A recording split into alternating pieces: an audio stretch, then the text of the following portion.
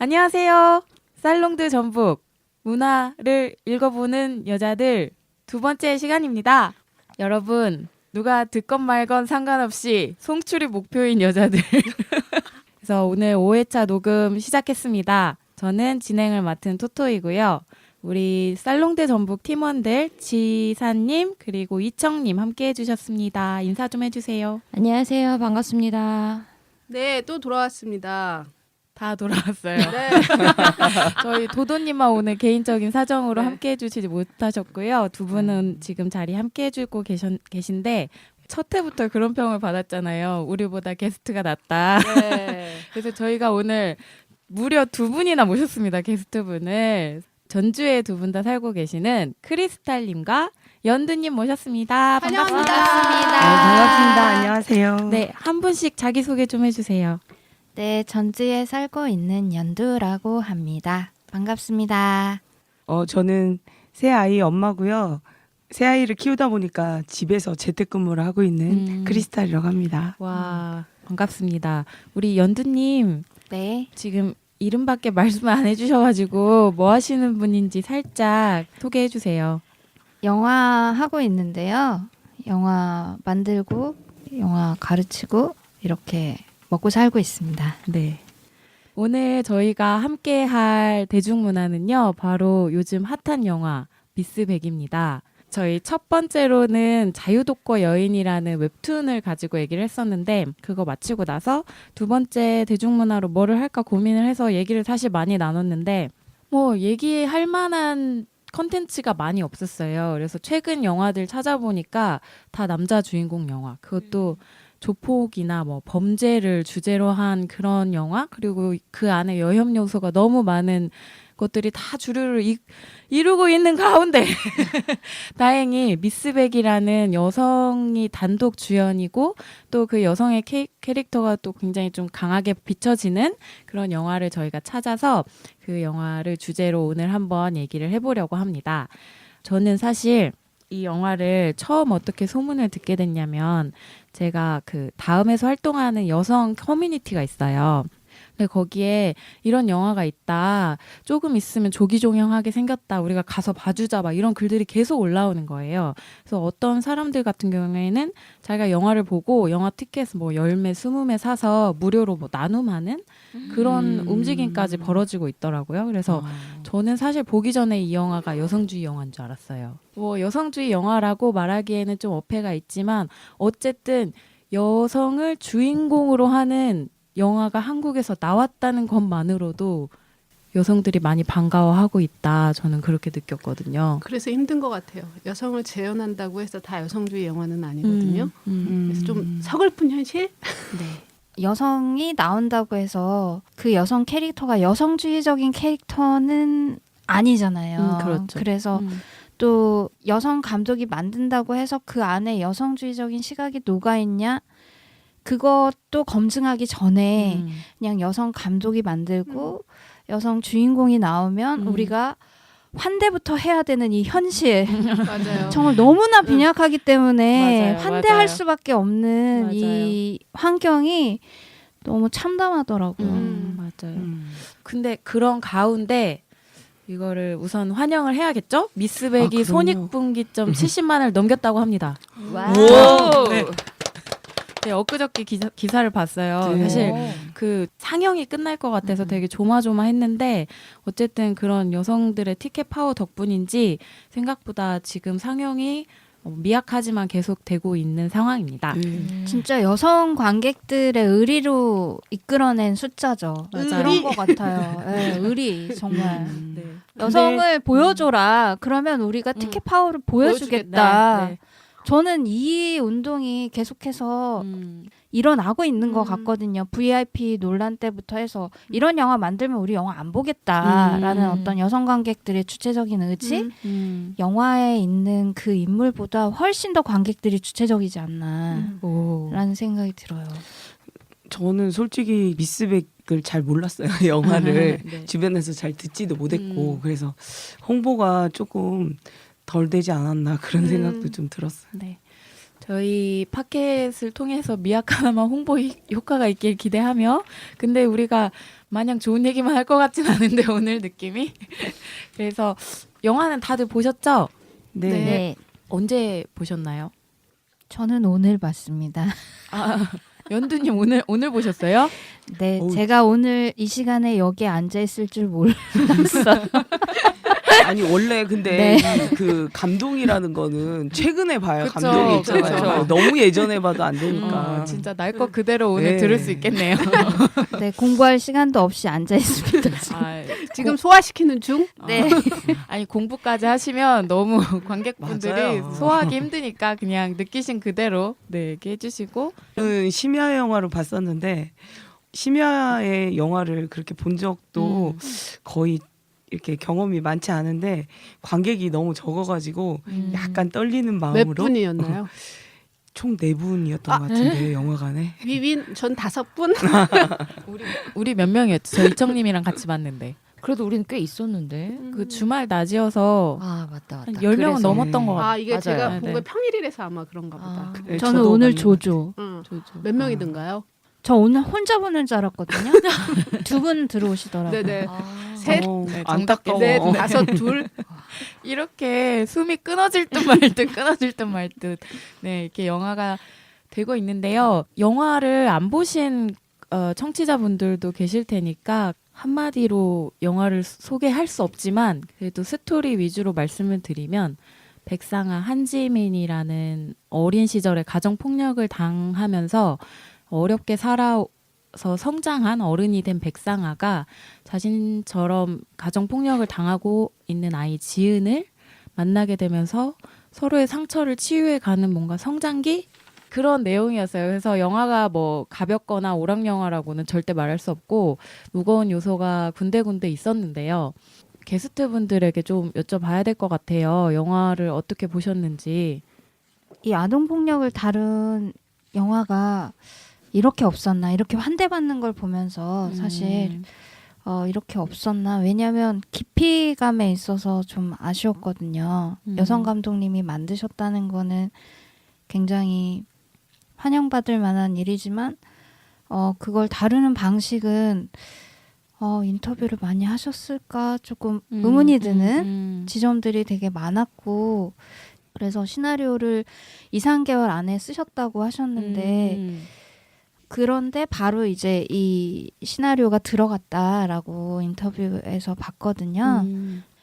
영화 시나리오를 조금 더 만약에 고치실 수 있는 시간이 있었다면 좀 더 사회적으로 그러니까 아동학대를 바라보는 시각이나 이런 걸 좀 넓힐 수 있지 않았을까. 왜 개인이 문제를 해결하려고 하는 거에는 명백한 한계가 있잖아요. 네네. 저는 그 구원서사라는 개인의 구원서사가 명백히 한계가 있는데 그걸 계속 가지고 가니까 굉장히 공허한 느낌이 많이 좀 들어서 시나리오가 좀 많이 아쉬웠어요.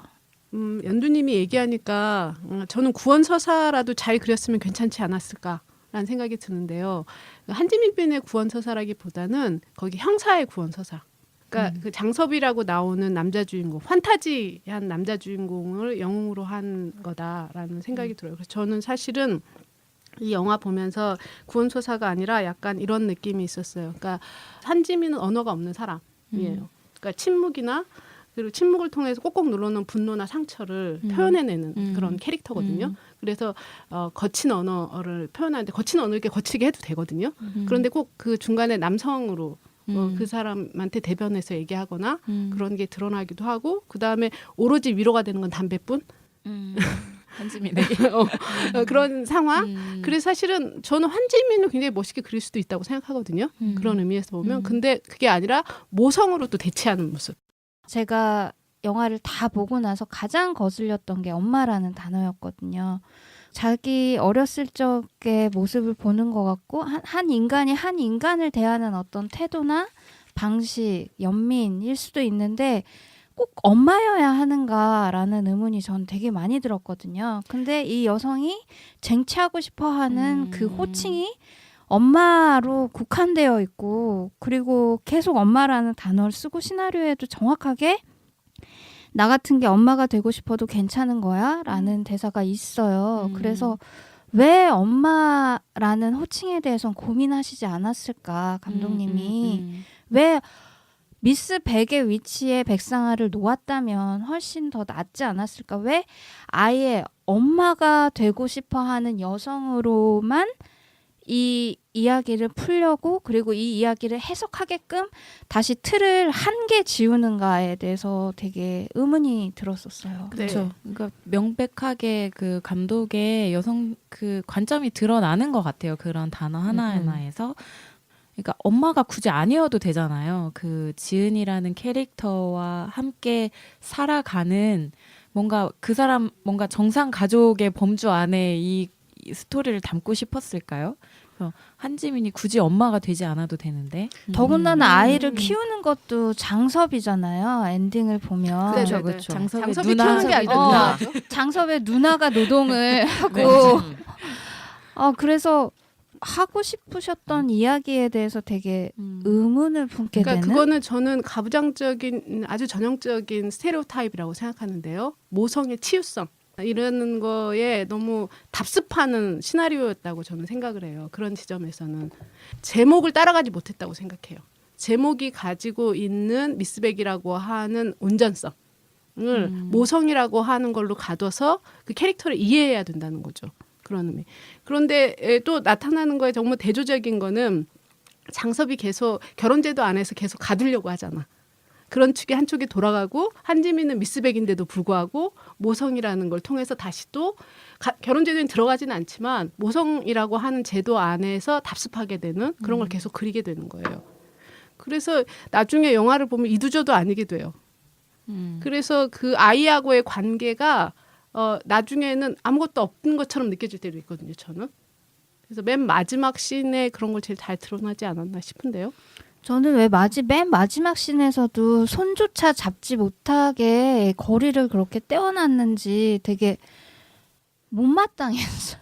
아니 오로지 아니 위로가 되는 건 담배뿐. 아니 진짜 아니 그 아이를 들고 그렇게 뛰고 육탄전을 벌이고 그랬는데 그 아이 앞에서 망설일 것은 또 무엇이며 그 아이가 또 한지민한테 못 오는 그거를 그 그림으로 잡았다는 거가 이게 여성 연대인가?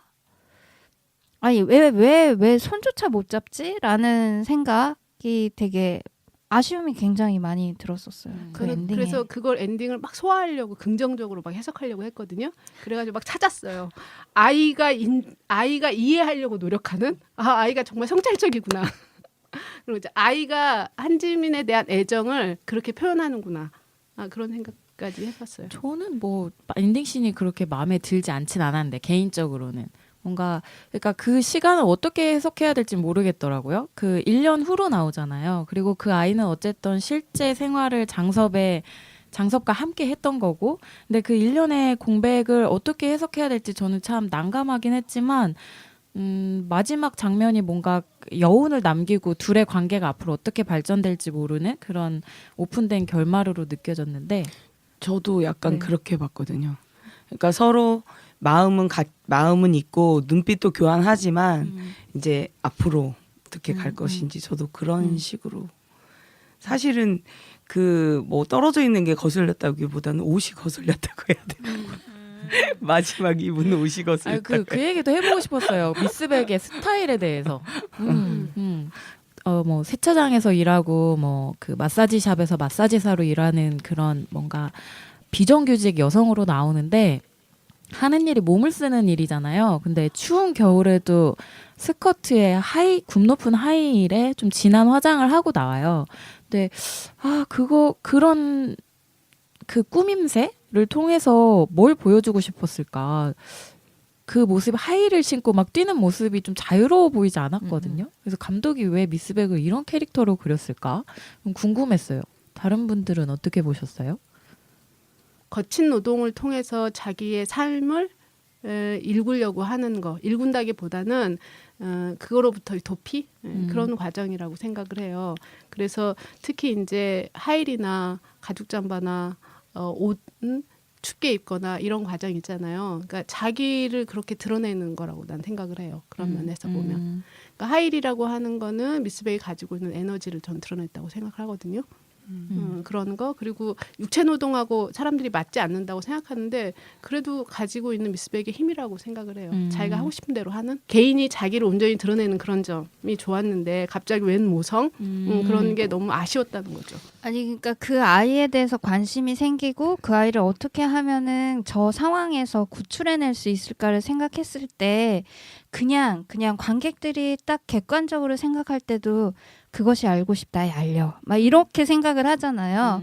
그러니까 훨씬 더 방안을 많이 마련을 해보고 이 방안도 해보고 저 방안도 해봤는데 사회에서 아무 도움도 안 주더라. 그래서 내가 들고 뛰었다 하면 조금 더 자연스럽지 않았을까. 그 아이한테 가는 과정이. 그러니까 뭐가 막히고 뭐가 안 되더라라는 거를 보여주는 게 훨씬 더 이 영화에 있어서 중요한 이야기가 아니었을까. 근데 제가 보고 싶은 그런 어떤 사회적으로 이 아이를 내 아이가 친족이 아닌 아이한테 관심을 갖게 됐을 때 그 아이가 가정폭력을 당하고 있는 상황에서 이 아이를 구출하는 게 얼마나 힘든지를 보여주는 거에 이 영화가 실제로 정말 진심으로 관심이 있었는가라는 의문이 드는 거죠. 왜냐하면 그걸 보여주지 않거든요. 이 영화가. 단지 어떤 개인화된 한지민의 근심과 연민이 함께 할 뿐 사회적으로 그러니까 그 마을 사람들이 저는 그렇게 생각했어요. 그 아이가 엄마가 나갔을 때는 밖에 나오잖아요. 아빠가 무관심한 틈을 타서 시장에 나오는데 매일매일 나의 몸을 전시하는 거잖아요. 내가 어제는 이만큼 맞았어요. 어제는 내 몸에 무슨 일이 있었어요라는 걸 사람들한테 보여줘도 그 사람들이 무관심한 거잖아요. 그러니까 그 마을 사람들은 그 시장에 있는 사람들은 그 아이가 얼마만큼 학대당하는지를 사실은 다 알고 있는 거죠. 묵인하는 거죠. 알고 있는데 무관심한 거잖아요. 차라리 그런 상황에서 이 아이가 선택할 수 있는 건 이 방법밖에 없었고 백상아가 선택할 수 있는 건 이 방법밖에 없었다라고 차라리 관객인 나를 설득을 시켰다면 훨씬 좋지 않았을까. 저는 그게 설득이 안 되더라고요. 지금 말씀을 들으니까 내가 이 영화가 왜 이렇게 와닿지 않았는지가 지금 딱 왔는데 저는 그게 제가 사회복지사였기 때문이라고 생각했어요. 저의 전 직업이 사회복지사입니다, 여러분.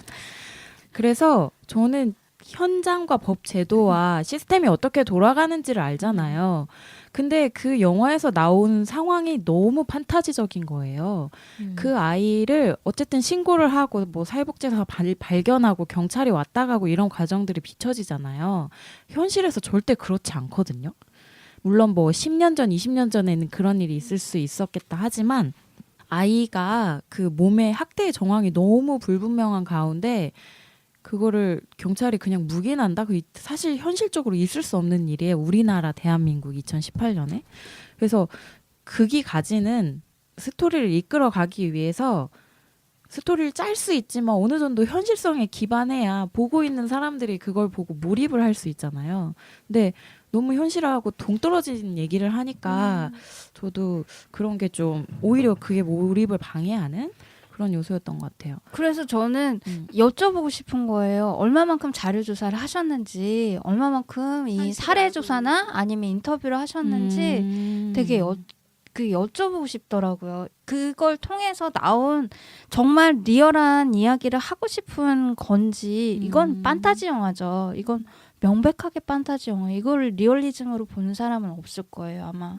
근데 이 판타지가 만약에 이 시대에 울림이 있다면 이 정도의 판타지만으로도 사람들이 영웅서사를 느낀다는 거죠. 사실 그 한지민한테 느끼는 건 영웅서사잖아요. 그렇죠. 작은 영웅. 그러니까 작은 영웅이 필요한 이 시대에 그러니까 한지민이라는 캐릭터가 갖고 있는 울림이 있는 것 같으니까 그게 의미가 있는 거지. 리얼하게 현실을 담아낸 실화의 기초에서 바탕에서 만들어낸 픽션이다라고 했을 때 실화라는 게 굉장히 빈약하게 느껴져 버리는. 그러니까 자료 조사든지 아니면 피해받는 아동 학대를 실제로 당했던 당사자 인터뷰라든지 이런 게 없지 않았을까. 굉장히 빈약한 느낌이 많이 들었었어요. 그러니까 뭔가 이 영화가 공론화의 힘을 발휘하거나 뭔가를 변화를 주기에는 굉장히 미흡하게 될 수밖에 없는 지점인 것 같아요. 그래서 보고 나면 불편함과 찝찝함이 계속 반복이 되는 거예요. 저는 사실 영화 보고 나서 뭐가 불편한가 막 그 생각만 했어요. 처음에 한지민이라는 캐릭터가 가지고 있는 좋은 점에도 불구하고 제가 시시콜콜한 불편함을 적어봤더니 한 6개가 되더라고요. 제가 좀 이런 킬조이. 첫 번째 불편했던 건 이상화된 남성상이라는 거 굉장히 불편해요. 여기까지도 그래야 되는가. 사실은 아동폭력이나 가정폭력 서사에 이상화된 남성상이 있다는 것 자체가 저는 굉장히 문제라고 생각하는데요. 현실을 굉장히 잘 모르고 있다라는 거예요. 거기 몇 가지 사실에도 불구하고. 그래서 게임하는 친부 캐릭터, 경찰 캐릭터, 그런데 이제 형사라는 캐릭터에서 완성이 되는 거잖아. 그 환타지가. 그래서 다른 거는 전혀 문제점이 드러나지 않게 되는 지점이 되고요. 두 번째는 이런 것도 싫었어요. 여여 대결. 저 되게 싫어하는 서사거든요. 너무 싫었어요. 여성 혐오 서사기도 해요. 여여 대결을 해서 드러나는 거 그런 거. 그래서 이제 나중에는 모성의 치유성을 해가지고 한지민이 가지고 있는 캐릭터 개인의 완결성을 모성으로 그냥 포장시켜 버리는 거예요. 그래서 그러는 거 정말 마음에 안 들었고 이거 그냥 저만이 느낄 수 있는 건데요. 그 아동학대에 나오면 여아 남아 나오는 게 굉장히 달라요. 제가 신과 함께해서 거기 보이는 남아 기억나죠? 할아버지가 이 남아 초등학교 때까지 밥 해주려고. 아니 어쨌든 그런 건데 아마 똑같이 여아가 등장하면 여아는 할아버지 밥 해주고 있을 거야. 그러니까 그런 면에서 여아를 이렇게 피해자 서사로 뒀을 때 반복되는 그런 재반복. 그다음에 마지막은 이거 아주 시시한 건데요. 그런데 저한테 되게 중요한 건데 반려동물을 키우는 여성들에 대한 고정관념. 반려동물을 이렇게 하면서 인간한테 이렇게 한다면서 그거를 마치 여성들의 멸칭으로 사용되는데 그 영화에서 그렇게 재현이 됐거든요. 근데 실제로 연구는 가정폭력 안에서 연구 많이 되는 게 동물을 학대하는 남자들 같은 경우 어렸을 때부터 가정폭력을 할 확률이 굉장히 많아요. 그런 연구가 실제로 많거든요. 근데 이렇게 그리고 있는 서사 그렇다면서 이제 그려지는 건데 또 하나는 공동체에 그려지는 상을 봤을 때 느껴지는 거예요. 그러니까 어떤 거냐면 공동체 안에서 노동을 하고 있는 많은 여성들이 있거든요. 그래서 거기 보면 여성들이 하는 그룹들이 하나 나타요. 거기 뭐죠? 한지민 직장 안에서 그 노동 여성들의 관계 그리고 이제 특히 이제 한지민과 이제 그 장섭의 누나와의 관계 이렇게 해서 여성주의적인 시각을 제가 찾아보려고 노력했는데 연대를 찾아보려고 했거든요. 그런데 못 느끼겠더라고요. 그래서 이런 찝찝함이 계속 반복이 되는 거예요. 근데 사람들은 왜 열광할까? 이 영화에 왜 이렇게 열광할까? 그렇게 없었나? 그런데 어쨌든 미스 백이라도 있어 다행이다. 점점점. 어쨌든 이 영화를 사람들이 대중적으로 반기는 이유는 있어요. 제가 그 여성 커뮤니티에서 활동한다고 했잖아요. 거기서 좋아하는 이유. 굉장히 좋은 평을 받고 있거든요. 어떻게요? 우선 그러니까 현실에 발 디디고 봐야 이 영화가 좋아 보이는 거예요. 여기 계신 분들은 이상이 높아. 그래서 그럴 수도 있어. 왜냐하면 기존 영화에서 그려지는 여자 캐릭터를 한번 보세요. 다 그러니까 남성의 부수적인 그리고 뭐 섹시 컨셉. 그러니까 남성의 시각으로 본 여성만 그려져요. 그들의 구미에 맞는. 그런데 이 영화는 그런 캐릭터랑은 좀 다르죠. 한지민의 캐릭터가 어떤지 한번 얘기해 볼까요? 어떻게 느끼셨는지? 저는 굉장히 독립적인 여성으로 처음에 보여줬어요. 그래서 그 장섭이 옆에서 계속 막 뭔가를 해주려고 해도 의지하지 않고 자기 힘으로 살아보려고 하고 또 장섭한테도 나한테 이러지 마라. 넌 네 갈 길 가라. 나도 내 갈 길 갈 테니까. 그렇게 말하고 모르겠어요. 이제 저는 아이에 되게 이렇게 더 몰입을 많이 했었던 것 같아요. 그래서 그거를 이제 어떻게든 정말 모른 채 않고 그 순수한 마음으로 그 아이를 어떻게 계산할 수 있고 그런 캐릭터도 아니었고 그냥 앞뒤 재지 않고 일단 나서 봤다가 자기의 처지를 깨닫게 되는 뭐 이런 장면들이 되게 많았잖아요. 맞아요. 그래서 솔직히 이제 한지민이라는 배우에 대한 편견 때문에 처음에는 이걸 어떻게 소화할까 그랬는데 뭐 생각보다는 그 역할을 잘 소화했다고 생각하고 그 캐릭터에서 느껴지는 센 여자 그 캐릭터를 나름 이 외부적으로는 굉장히 많이 하려고 노력을 한 것 같아요. 그리고 그냥 극적 내용에서는 많이 거슬리진 않았고 예, 좀 그 역 캐릭터로는 좀 받아들여진 것 같아요. 보면서는 나중에 뭐 어디 기사를 봤더니 피부결도 거칠게 표현하려고 노력했다 그러더라고요. 그럴 수밖에 없는 캐릭터죠. 추운 겨울에 네. 세차장에서 일을 하는. 근데 이제 선이 너무 곱기 때문에 이거를 이렇게 거칠게 표현하려고 노력했다고. 근데 센 여자에 대한 상을 그렇게 표현하나 봐요, 사람들이. 외부적으로 센 그러니까 여자, 보여지는 이런- 센 이런- 여자 이래서. 그 아우라 있잖아요. 음. 나는 건들지 마 하는 아우라를 뭔가 그 가죽 재킷에 네, 맞아. 그 빨간 입술에 뭐 그 노랑 머리에 이런 걸로 보여주고자 했던 게 아닐까. 저는 한지민 보면서 그러니까 어쨌든 어릴 때 그 엄마가 자기를 떠났고 이제 혼자 남겨진 상태에서 그 캐릭터 보면 성폭력 피해자, 성폭력 피해자인데 살인하게 된 그것을 성폭력 상황에서 본인을 방어하기 위해서 그게 살인이었나요? 아니면 살인 상해, 미수. 살인 미수요. 상해를 했는데 그걸 오히려 본인이 죄를 뒤집어쓰고 아무것도 가진 자원이 없기 때문에 그래서 제가 봤을 때는 이 사람은 이미 그 사회 시스템이나 공권력에 대한 신뢰도가 0인 상태이기 때문에 뭔가 문제를 해결해 가는 과정에 있어서 시스템을 전혀 활용할 생각을 처음부터 일도 안 한? 네. 그래서 막무가내로 그랬다고 봐요. 그러니까 네. 제도를 막 다 뛰어넘어서 그냥 자기 힘으로 해결하려고 하는 그런 캐릭터잖아요. 그리고 본인에게 그런 파워가 있고. 근데 그게 관객의 입장에서는 좀 답답하다고 해야 되나? 그래서 저희가 아까부터 자꾸 형사 캐릭터에 대해서 얘기를 하는데 이 형사가 한지민이 처음 그 성폭행을 당했을 당시에 담당했던 형사였고 자기 손으로 이 한지민에게 형을 선고한 것에 있어서 죄책감을 가지고 계속 한지민 주변에 머물면서 이 한지민에게 도움을 주는 어떻게 보면 남성이자 공권력을 또 대표하는 인물이라고 볼 수도 있잖아요. 그래서 뭔가 한지민이 계속 일을 저지르면 이 남자가 뒤에서 다 뒷수습을 해주는 것 같은 그런 맥락으로 스토리가 진행되니까 그것도 또 불편하더라고요. 불편 짜증나. 저는 진짜 그게 만약에 제 몰입을 제일 친구가 방해했던 것 같아. 맞아요. 이 시나리오를 모니터링을 해달라고 저한테 가지고 왔으면은 이게 최선이니? 형사가 남 꼭 이렇게 나와야 돼? 라는 얘기를 그것도 했을 것 형사 같아요. 네. 맞아요. 직업이 또 모든 걸 다 해결해주는 맞아요, 맞아요. 캐릭터로 또 남성이 등장을 하니까 사실 한지민이 하는 일은 애 들고 뛴 거밖에 없거든요. 맞아. 그러니까 행- 예. 그 과정을 봤을 때도 그렇고 모든 일을 해결하는 건 또 남성이에요. 마지막 장면까지 끝까지. 그렇지. 어. 살인.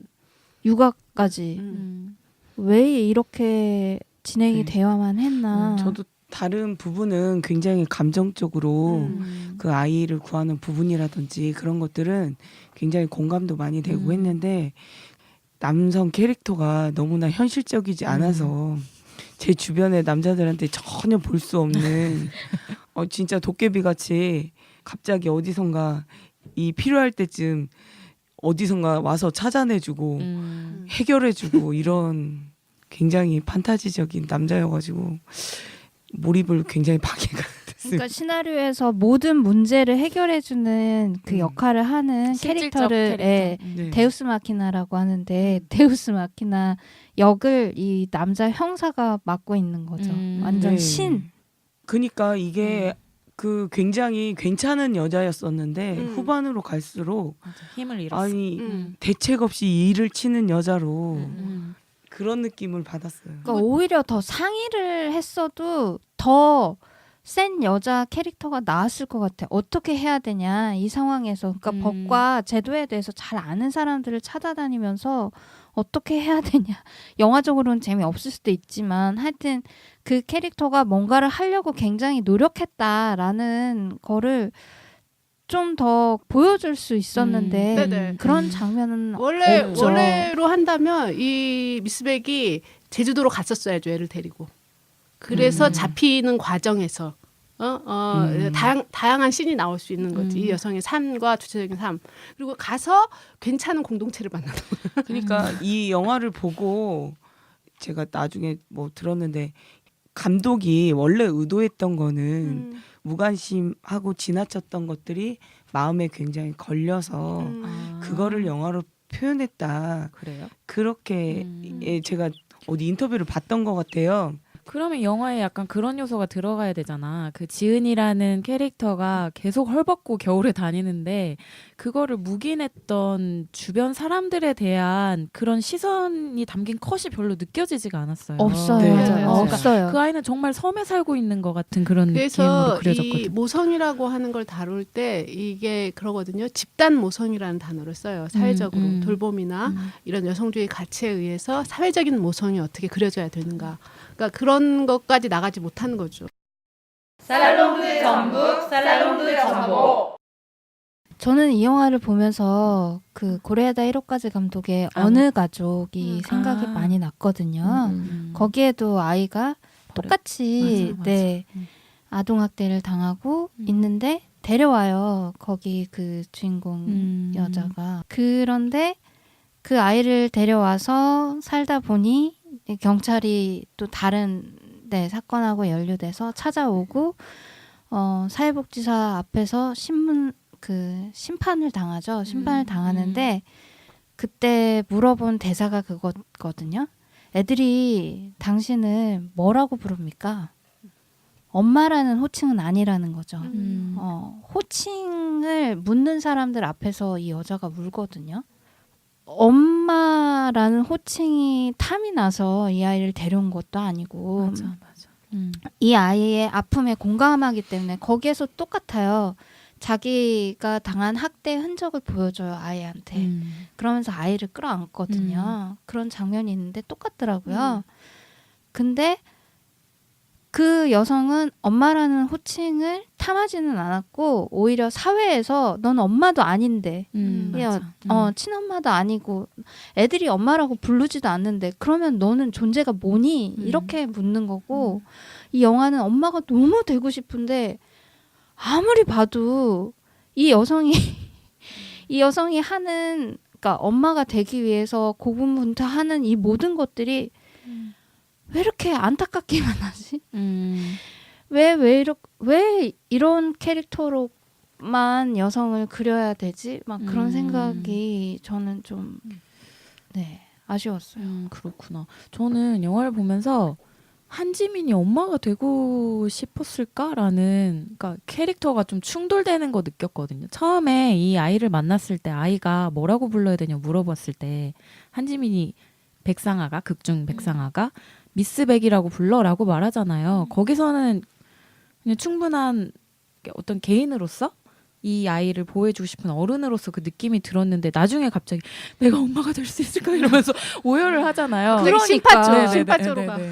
그러니까 거기에서 확 밖으로 빠져나오는 거죠. 이 영화에서 접점이. 근데 감독은 여기에 문제의식을 못 느끼고 간 것 같아요. 계속 버스에 타고 있을 거라고 생각을 하는 거죠. 관객들이. 근데 다 내리는 거죠. 우리 같은 여성들은. 다 내리고 이미 1차 내렸어요. 장섭이 등장할 때 1차 내렸어. 그렇죠. 뭐지? 그 다음에 이제 완전 내렸지. 근데 난 그것도 되게 걸리는 게 네. 미스백이 그 자기 친엄마랑 화해하는 그러니까 엄마가 돌아가시고 나서 나중에 그 아기를 데리고 모텔인가 거기 가서 엄마 사진 오열하는. 보면서 오열하잖아요. 근데 그게 장섭한테 전화를 받고 니네 엄마가 어떻게 살았다는 얘기를 다 듣잖아요. 장섭이 설명을 해주고 그거를 듣고 나서야 엄마가 어땠구나 나를 왜 버릴 수밖에 없었구나를 그때서 이해하고 오열을 하잖아요. 너무 짜증이 나는 거야. 저도. 너무 자기적이야. 나 한지민이 울 때 뻥 쪘어. 이렇게 갈 거야? 그렇게 가. 진짜 이렇게밖에 갈 수 없는 거야. 그러니까 저는 그 한지민을 버린 그 엄마 캐릭터가 전혀 납득이 안 갔어요. 어쨌든 나는 그래서 내가 사회복지사라 그런 줄 알았지. 난 계속 심판했잖아 엄마를 마음속으로. 그러니까 알코올 중독 때문에 애를 죽일 뻔한 거 아니야. 그럼 버리지 말고 술을 끊어야지. 막 이러고 혼자 이렇게 생각하면서 그러니까 그 눈물을 자아내기 위해 넣은 그 모든 요소가 정말 와닿지 않은 그런 스토리였어요. 맞아. 그리고 저 한마디 듣고 저렇게 모든 세월이 다 용서가 돼 바로 막 네. 그게 그렇죠. 그러니까 그만큼 싸우지 않았는데 거기서 풀려고 하니까 거기에서 저희들이 거부감을 느꼈던 것 같아요. 똑같은 데서 거부감을 지금 느낀 거잖아요. 그만큼 싸우지 않았기 때문인 것 같아요. 그리고 그 풀릴 감정도 아니라고 생각을 지나갈 감정이 그쵸, 아니잖아요. 맞아. 그게 맞아. 자기 존재를 부인당했다는 게 지나갈 감정이 아닌데 지나가는 것처럼 이렇게 해버리니까 뭔가 근데 저는 눈물 중간에 개인적으로 이해했을 때 그거를 네. 그 장면을 이제 그렇게 보면 그러지만 한지민 그냥 개인으로 자기가 당한 상처를 치유하는 과정. 근데 그 안에 엄마의 죽음이 껴있잖아요. 저는 그거를 그렇게 이해했어요. 죽음으로 인한 이 충격하고 또 엄마가 어떻게 죽었는가를 또 알게 되면서 좀 자기의 상처를 계속 외면했다가 그거를 대면하고 또 엄마가 왜 그렇게 했는가에 대해서 이해하면서 그냥 그쪽 어떻게 보면 개인한테만 집중하면 그것이 전혀 이해 안 될 적이는 아니었다고 네네네. 생각했어요. 익숙한 서사죠 사실. 그렇죠. 네. 아니 그리고 그 아이를 버린다고 표현을 하는데 그 상황에서 가장 이성적인 선택이 아니었을까 싶어요. 저는 그 그렇죠. 엄마로서는 그렇죠. 내가 알코올 중독인데 깨어나 보니 내가 애를 죽도록 했고 나는 굉장히 위험한 사람이고 나한테서 떠나라고. 근데 그 여성을 단죄하는 방식이 그 여성의 죽음의 형식으로 저는 표현됐다고 생각하거든요. 저는 가혹하다고 생각해요. 그래서 시나리오 보니까 아무도 볼 수 없는 어떤 위치에 머리가 박혀 있고 그 다음에 몸체가 이렇게 나와 있잖아요. 맞아요. 마치 한지민이 그 어릴 때 자기가 그걸 했던 일부러 부타당한 그렇게. 네. 자기가 스스로 자기를 단죄한 그렇죠. 자신에게 벌을 내리는 방식으로 죽음을 선택했다 그렇게 보여줬는데. 근데 진짜 아이를 어떻게 혼자서 양육할 수 없을 때는 사회적인 도움을 받을 수밖에 없고 그 사회적인 시스템을 자기가 생각을 해내고 적극적으로 하여튼 그 아이를 좀 더 좋은 환경에서 자라게 하려고 저는 노력한 여성이라고 생각하거든요. 그 엄마가 본인 입장에서는 뭔가 솔루션을 찾으려고 노력한 여성인데 그 여성을 단죄하는 방식도 그렇게밖에는 표현이 안 되는가라는 생각이 들었어요. 가부장제 사회에서 모성이라고 하는 거에 대해서 끝까지 책임지지 않는 거에 대해서 가혹하게 단죄하는 거. 그러니까 그런 부분이 나중에는 죽음으로써 뭐라 그러죠? 너는 화노라. 이런 거 있잖아요. 끝까지 지키는. 그리고 그것 때문에 그 다음에 영화가 조금씩 달라져요. 한지민이 아이를 대하는 게. 더 모성에 대해서 회개하게 되고 그런 게 달라지거든요. 그런 점에서 보면 굉장히 전형성을 그린 거라고 생각이 드는 면이 있어요. 그리고 또 한편은 굳이 그렇게 필요했나? 그 서사가. 엄마 그 서사가 그냥 굳이 필요했나? 그런 생각이 들거든요. 그리고 그걸 끝까지 막 찾아가지고 해야 되나? 그런 것까지 막 했었거든요. 다 형사 캐릭터하고 관련이 있어요. 맞아, 그치. 그 형사가 다 파헤쳐주고 다 알려주고 그런. 그러니까 걔를 돋보이게 하기 위한 거잖아. 그렇죠. 네. 제가 딱 보고 나서 느낀 거는 폭력의 대물림 이런 부분이 굉장히 강하게 와닿았거든요. 그래서 그 폭력의 대물림에 이 감독이 그걸 좀 더 보여주려고 하다 보니까 이 여자도 본인이 이 여자애를 책임지려고 했을 때 내 자신이 어쩔 줄을 모르는 거예요. 나도 그걸 보고 맞고 컸으니까 그것에서 벗어나게 해주는 그 기점. 엄마는 이유가 있었다는 거지. 무차별 폭력은 아니었다는 거지. 뭔가 거기서 오는 그런 것들에 좀 맞춘 느낌 받았어요. 그렇게 해석할 수도 있겠네요. 저는 그리고 그 아동학대를 하는 장면, 아동학대를 보여주는 방식, 고민을 만약에 하셨다면 아동학대에 대해서 인식하게 하고 각성하게 하고 싶은 고민을 하셨다면 그렇게 보여줬어야 됐나. 다 보여줘야만 속이 후련한 건가. 꼭 그래야만 했었냐? 막 이런 맞아요. 그러니까 꼭 그렇게만 해야 되나. 그러니까 맞아요. 그 아동학대 장면이 너무 자극적으로 그려져가지고 몰입이 그 그래가지고- 부분이 너무 안 되더라고. 그러니까 너무 직접적으로 애한테 폭력을 가하는 장면이 나오잖아요. 네. 근데 솔직히 앵글을 다르게 돌려서 애를 직접적으로 때리지 않아도 그런 식의 효과를 줄 수 있는 촬영 기법이 많은데 애를 직접적으로 발로 때리고 끌고 막 이런 모습이 너무 보는데 너무 힘들더라고요. 저 너무 힘들더라고요. 음. 그러니까 폭력을 재현하는 방식에 대해서 연출한 사람들은 굉장히 많은 고민을 한다고 생각하거든요. 폭력 왜냐하면 폭력을 끊자는 메시지를 담고 있는 그쵸. 거잖아요. 근데 그치. 폭력을 제한해야 되니까 그만큼 정말 깊은 고민을 하고 앵글을 얘기하고 하셨을 거라고 생각해요. 저는. 근데 왜 이렇게 나온 거지? 근데 되게 의문이 드는 거예요. 그리고 이렇게 극단적인 폭력을 당하는 아이로만 설정했어야 했나. 맞아요. 영화를 보니까 머리를 스치는 사건들이 있잖아요. 뭐 네네. 2012년 울주 아동 학대 사건이라든지 인천에서 그 배가 고파가지고 편의점으로 가서 물건 훔치다 걸렸던 아이라든지 그런 자극적인 사례를 한 10개를 다 짬뽕 시켜놓은 그런 느낌이었어요. 저는 손쉽게 보여주려고만 했기 때문인 것 같아요. 그러니까 사람들한테 이거를 또 하나의 그냥 소재 다루듯이. 아동학대가 소재화됐다는 생각을 할 수밖에 없는 앵글이 나온 거예요. 맞아. 그래서 막 빈곤 포르노라고 부르거든요. 막 TV 틀면 뭐 어디 후원해 주세요 이러면서 아이들 막 그 막 빼쩍 골아가지고 막 있는 그런 거 보면서 되게 힘드시잖아요. 근데 사실 후원을 유도하는 방식으로 하는 그런 형태를 빈곤 포르노라고 하는데 이게 폭력 포르노 아니었나? 아동 진짜. 폭력 포르노. 그 너무 자극적인 소재로서 자극적이니까 관객은 그만큼 쉽게 몰입하고 하지만 정말 깊이가 잘 느껴지지 않는 이 사람이 도대체 뭘 이거를 통해서 보여주고 싶었는지. 그리고 더군다나 폭력의 주체자를 그 김일곤이라는 남성은 쏙 빼놓고 여성으로 새엄마. 네, 주미경이라는 캐릭터로만 끌고 가는데 그 제가 유튜브를 봤어요. 짧은 네. 시간에 그 유튜브에 써 있더라고. 주미경 같이 예쁜 여자가 이렇게 아무것도 안 하고 돈도 안 벌어오고 게임에만 미쳐 있는 남자한테 절대 오지 않는다. 현실에서는. 현실에서 그치, 그렇게 그치. 동물을 왜 사랑하는 붙어 있는 사람이 거야? 그렇지 않다고요. 동물을 사랑하는 사람이 예? 그렇게 인간에 대한 애정을 그렇게 표현하지 않아. 그러니까 주미경이라는 캐릭터가 가장 미스테리하고 근데 그 여성 캐릭터를 다루는 시간이 굉장히 길어요. 맞아요. 그러니까 그 그 여성 여성 캐릭터가- 주인공이 투톡 같은 느낌이었어요. 그 여성 캐릭터가 다른 여성들하고 만나는 장면도 제일 많아요. 주미경을 통해서. 맞아요. 이 캐릭터가 제일 많이 하는 단어가 또 몸정이에요. 몸정.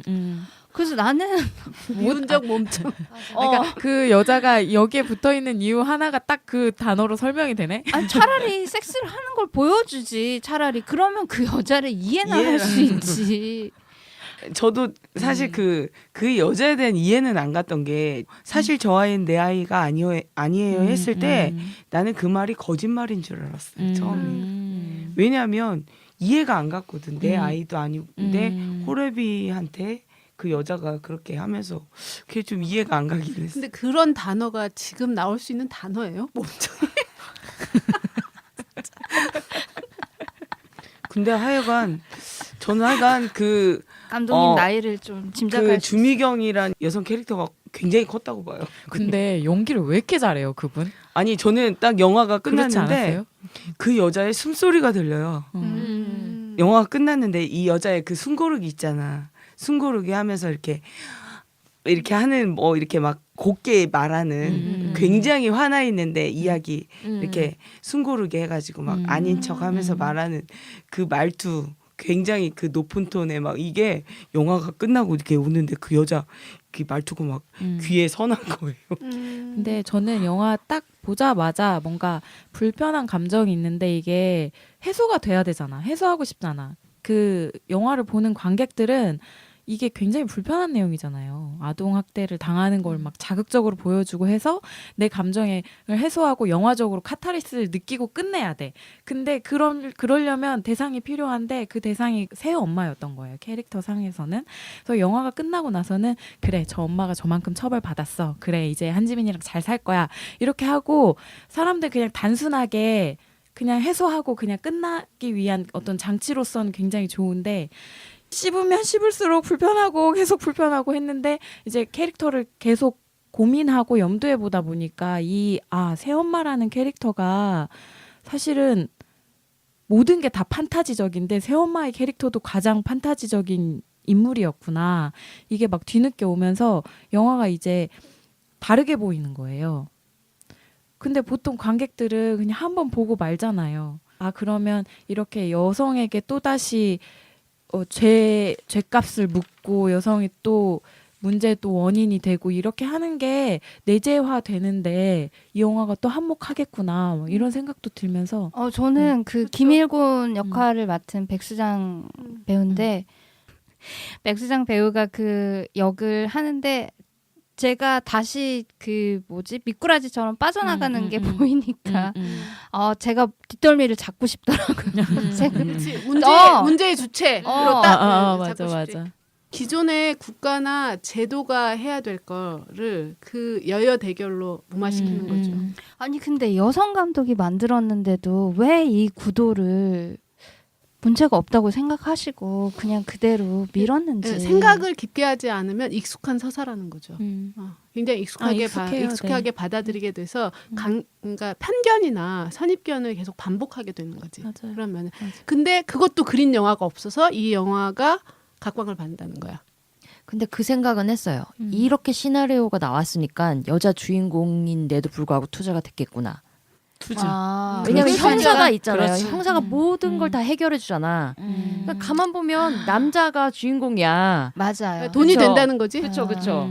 뒷배는 다 남자야. 그러니까 남자 관객들도 불편해하지 그쵸. 않으면서 볼 수 그쵸. 있는 영화라고 생각해서 그렇죠. 안전하게 그렇죠. 상업 영화로서 상업적으로. 아마 그리지 않았을까 싶기도 한데요. 저는 그리고 마지막에 그 격투씬 있잖아요. 한지민이랑 새엄마랑 아니 저거는 꼭 저렇게 그렸어야 돼? 그리고 이건 정말 사소한 디테일인데요. 한지민이 맞잖아요. 뭐 유리 같은 걸로 얼굴을 맞잖아. 근데 어떻게 피가 저기 철철 날 텐데 이렇게 바로 굳어가지고 저 또 예쁜 아름답게 얼굴로 찍어야 되거든. 예쁜 얼굴로 또 막 싸우지? 여배우는 아름다워야 아름다워. 아 그렇구나. 아니 거기서 너무 몰입도가 와장창창 깨지는 거예요. 한지민이 망가졌다고 하는데 그런 점에서는 망가지지 않았어. 어디 망가져? 누가 안 아니 망가졌어. 칼을 맞았는데 피가 철철 흘러야지 그렇게. 운시 새기듯이 이렇게 아름답게.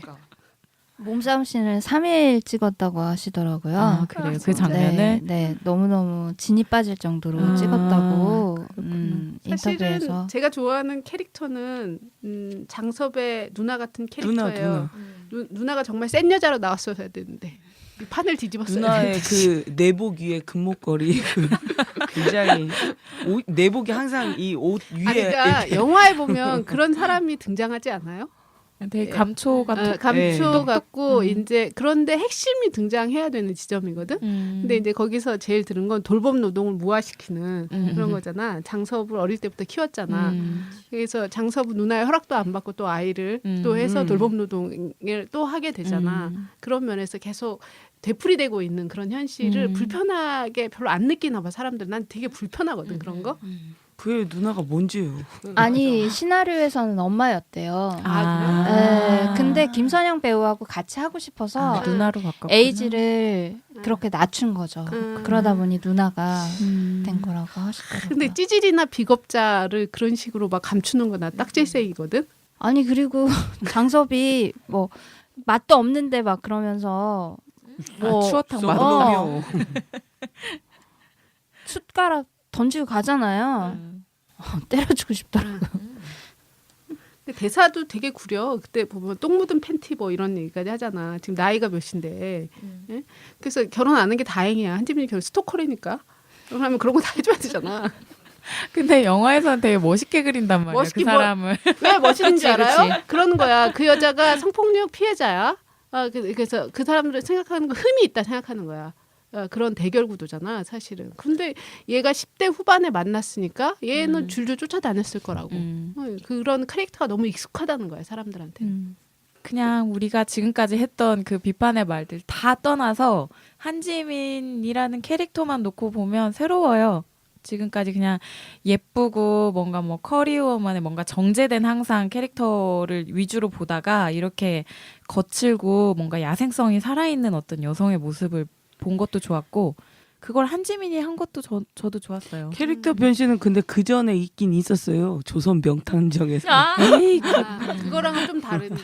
아니 그래도 어쨌건 그 기존의 거를 한번 깼다고 했을 때는 그러니까 여성 캐릭터라고 하면은 저는 이제 무례한의 전도연을 더 높이 사주고 싶은데 전도연이라는 배우가 했던 그 센 여자 방식이 이거거든요. 근데 거기에서는 그 사랑을 버리지 못하는 여자로 나오기 때문에 힘을 다 잃어요. 삼손이 머리를 깎인 것처럼 완전히 힘을 다 잃거든요.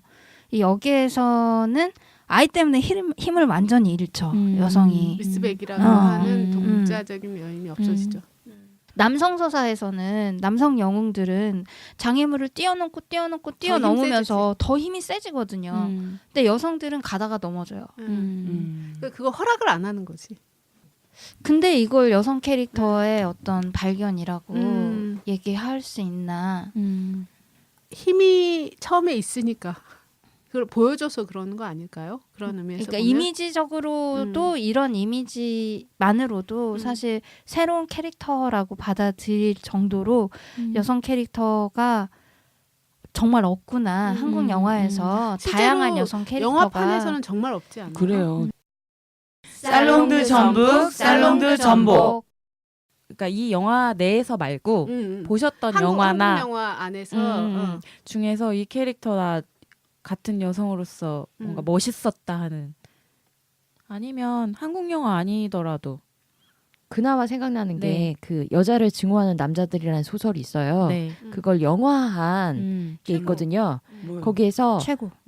나오는 여자 주인공 그 탐정으로 나오는 네네네네네. 되게 외형부터 그리고 맞아. 해결해 나가는 방식 자체가 되게 멋있거든요.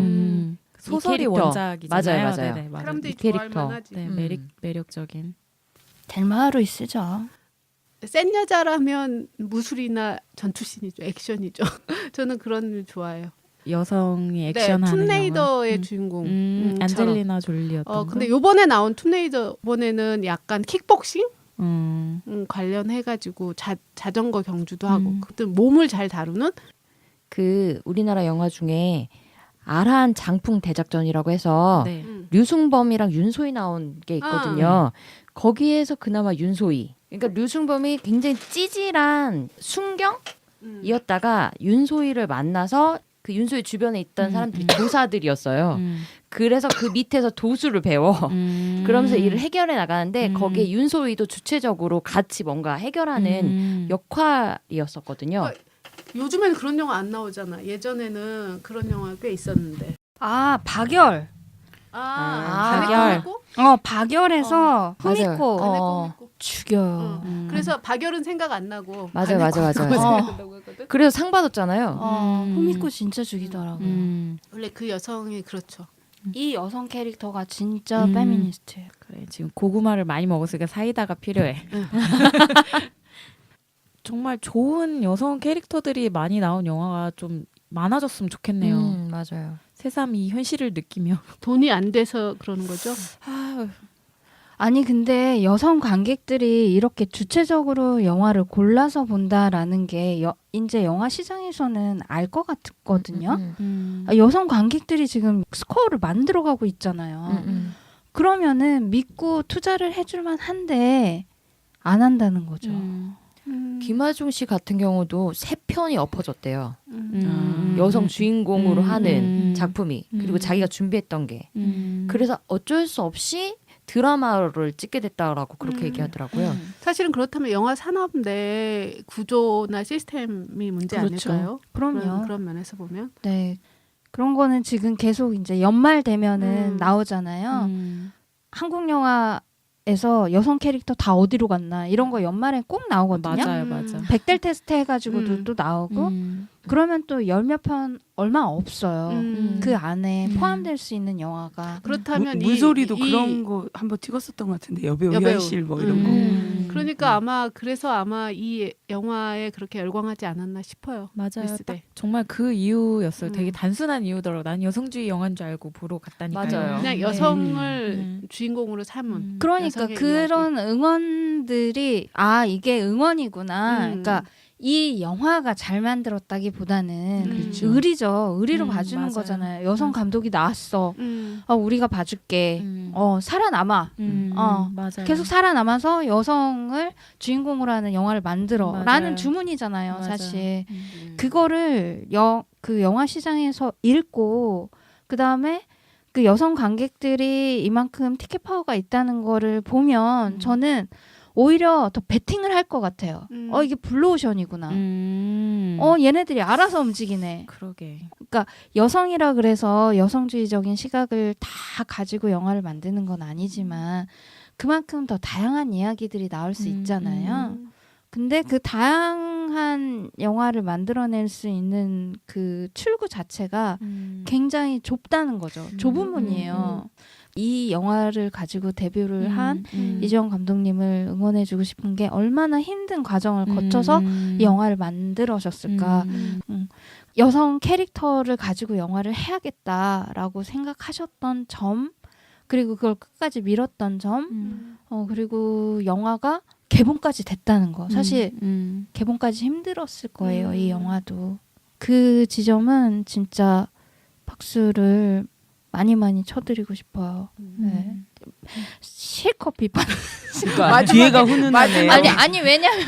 왜냐면 너무 아쉬우니까.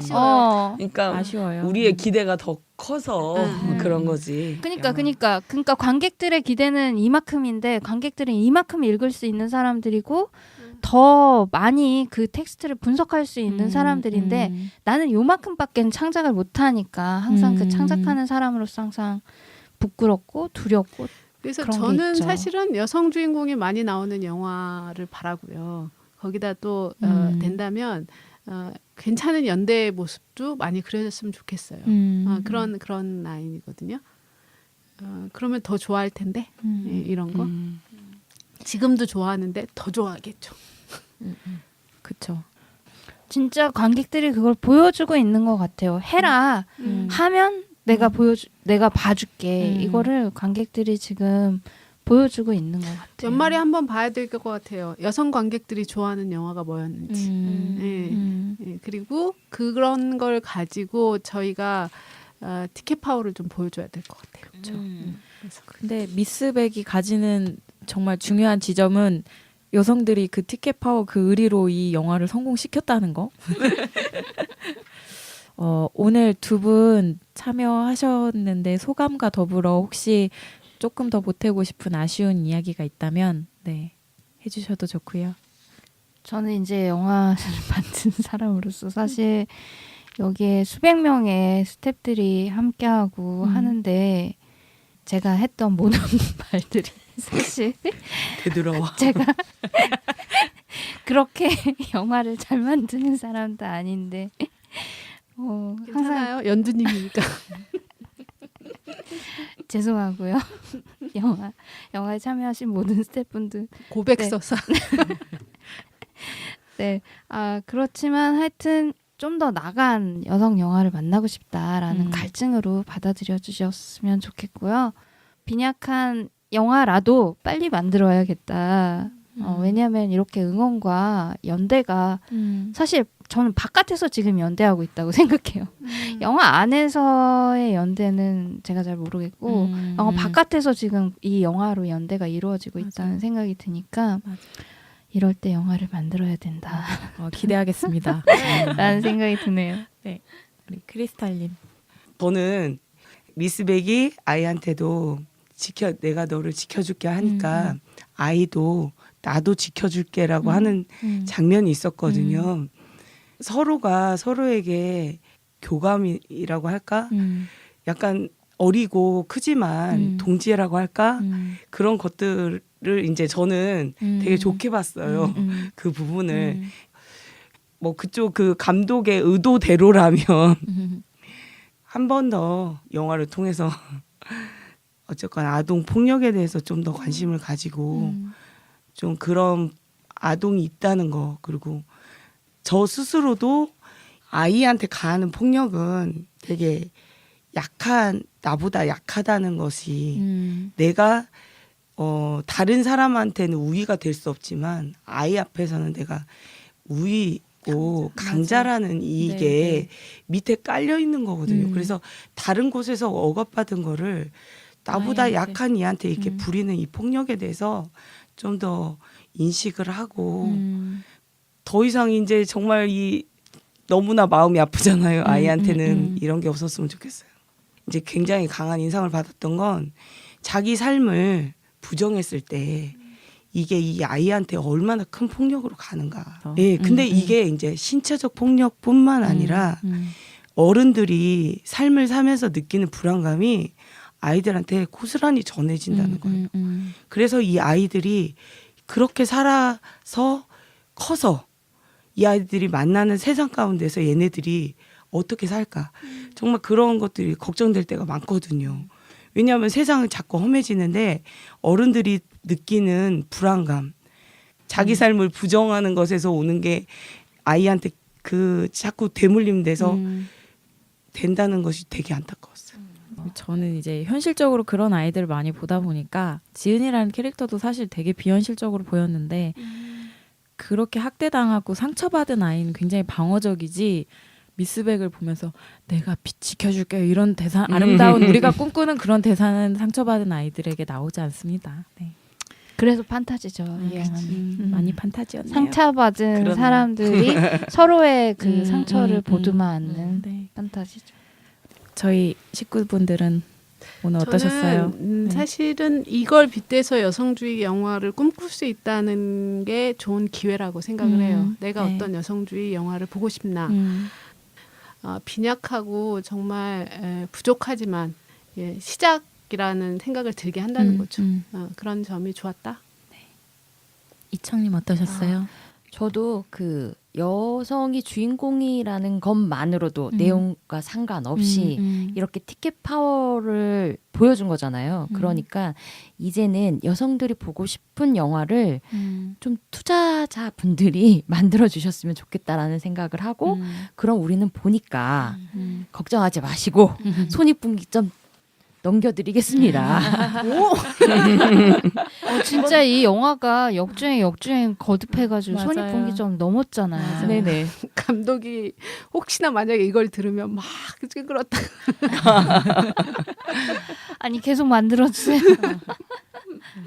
그리고 영화가 어떻게 무드의 구미에 완벽하게 맞겠습니까? 좀 부족한 영화 많이 만드시고요. 저희는 잘 잘끈잘끈 씹어드릴게요. 잘 보겠습니다. 네.